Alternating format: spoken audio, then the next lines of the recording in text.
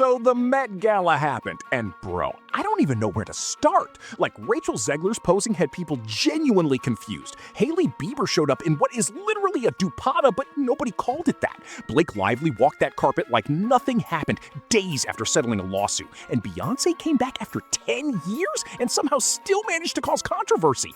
So yeah, we're talking about all of it.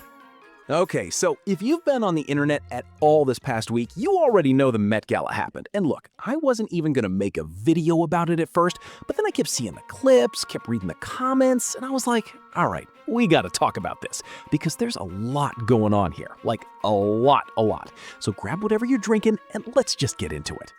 Rachel Zegler showed up to the Met Gala looking stunning. Outfit, gorgeous. Presentation, yeah, that's where things got complicated. Here's the thing about Rachel. She consistently delivers when it comes to fashion. The girl knows how to dress. But every single time she gets in front of a camera, the posing becomes this whole situation. At the Met Gala, while she was just walking the carpet, she looked completely fine, normal, confident even. But the second she stopped to pose, something shifted. Her mouth movements were just off. And not in a small way that you brush past. People in the comment sections were pointing it out immediately. Now, nobody was bullying her. Nobody was trying to tear her down.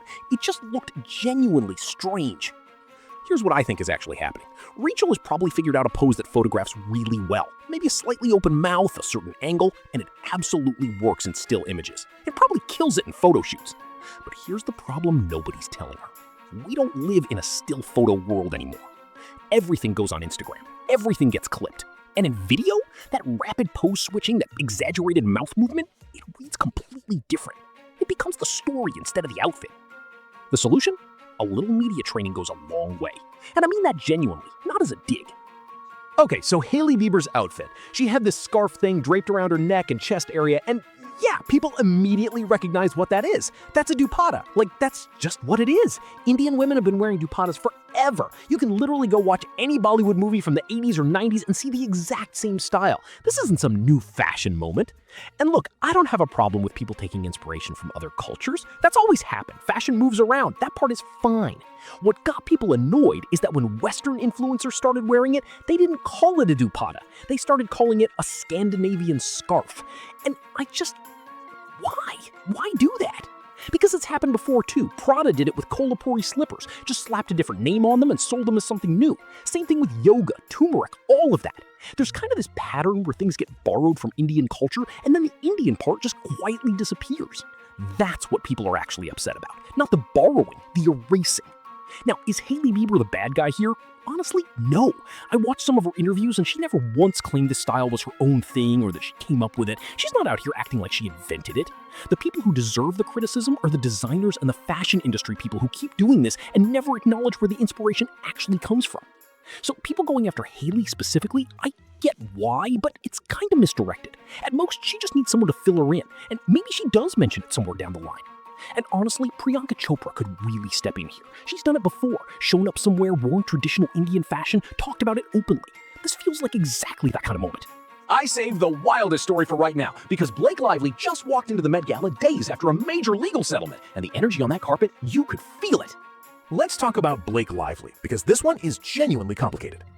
If you've been following the Blake Lively versus Justin Baldoni case, you know it has been a roller coaster. Blake made 13 claims against him. The judge dismissed 10 of them, called them baseless. Things were clearly trending in Justin's favor. And then, days before the Met Gala, out of nowhere, both sides settled. No one knows exactly what went down. NDAs are almost certainly involved. Some reports online claimed no money changed hands, but sealed settlements don't exactly come with receipts, so take that with a grain of salt. What we do know is that Justin Baldoni's legal team came out of that settlement sounding pretty satisfied. Make of that what you will. Now, Blake at the Met Gala.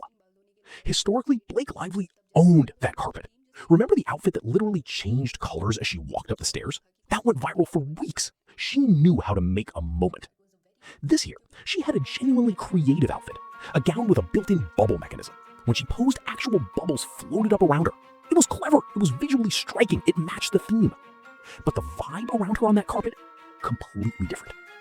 Nobody rushed to help her with her gown. And if you've ever watched the Met Gala, you know those dresses are heavy. Staff is always there to assist. But Blake was standing there for an uncomfortable stretch of time before anyone came over.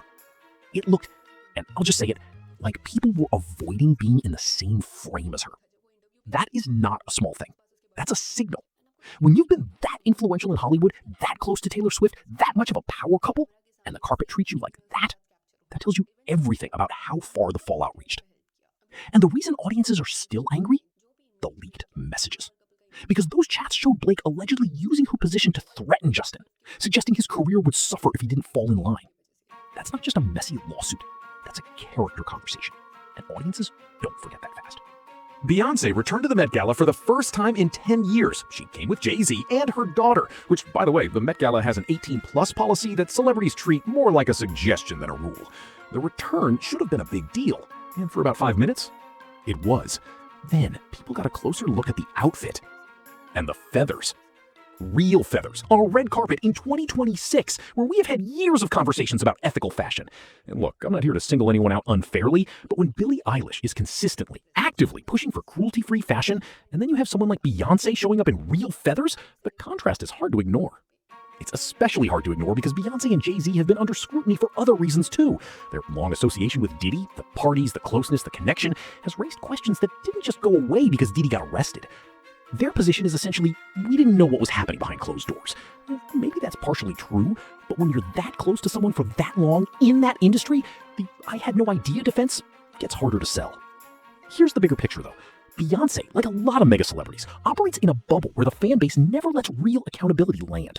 The second someone pushes back, the stands mobilize, the criticism gets buried, and the celebrity moves on untouched. That cycle?